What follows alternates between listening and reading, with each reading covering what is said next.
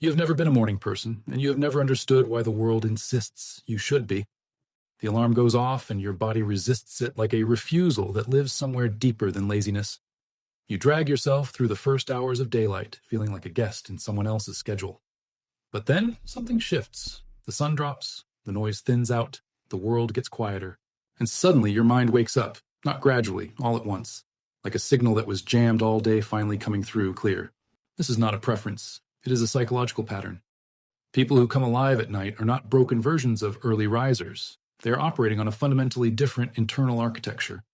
And psychology has a lot to say about what that architecture reveals. The first thing to understand is that your relationship with night is really a relationship with solitude. Darkness removes the social performance that daylight demands. During the day, you're expected to respond, to be available, to project energy you may not have. You navigate other people's needs, other people's noise, other people's timelines. None of this is natural to you, but all of it is required. Night is the first moment in the entire day when nobody expects anything from you.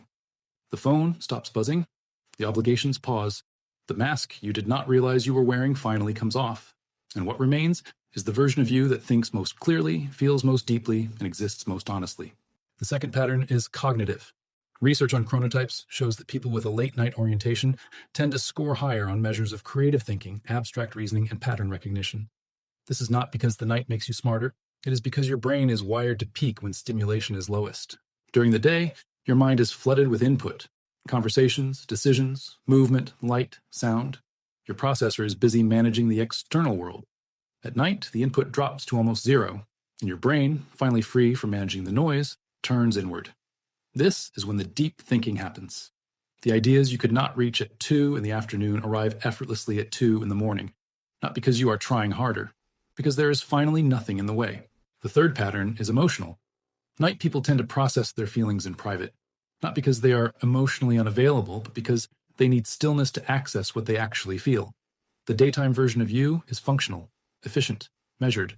The nighttime version is where the real emotional processing happens. This is when you replay the conversation that bothered you.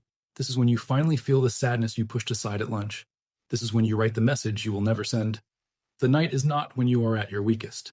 It is when you are at your most honest. And for people who spend the entire day performing control, that honesty can only arrive when the audience has left. The fourth pattern is the one nobody talks about. People who prefer nights often had childhoods where nighttime was the only safe space. Maybe the house was loud during the day. Maybe the conflict happened before bedtime. Maybe the only hours that belonged entirely to you were the ones after everyone else fell asleep. If that is your story, your brain did not choose the night randomly. It learned very early that darkness meant safety, that silence meant peace, that being awake while others slept was the only reliable form of solitude available to a child who had no other escape. You carried that into adulthood without realizing it, and now, decades later, you still feel most like yourself when the rest of the world is unconscious. There's also a social dimension that night people rarely discuss. You prefer the night because nighttime relationships are different. The people you talk to at 1 in the morning are not the same as the people you talk to at 1 in the afternoon. Daytime conversations are transactional. They are about schedules, updates, logistics. Nighttime conversations are confessional. They go deeper, faster. They skip the small talk because the darkness has already removed the pretense.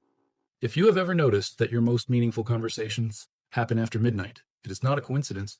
The night selects for vulnerability. And you are someone who only opens up when the environment tells your nervous system it is safe to. The world will keep telling you to wake up earlier, to fix your schedule, to become a morning person, as if your wiring is a flaw that discipline can correct. But the psychology says something different. It says your mind is not broken. It is calibrated for a frequency that only broadcasts after dark.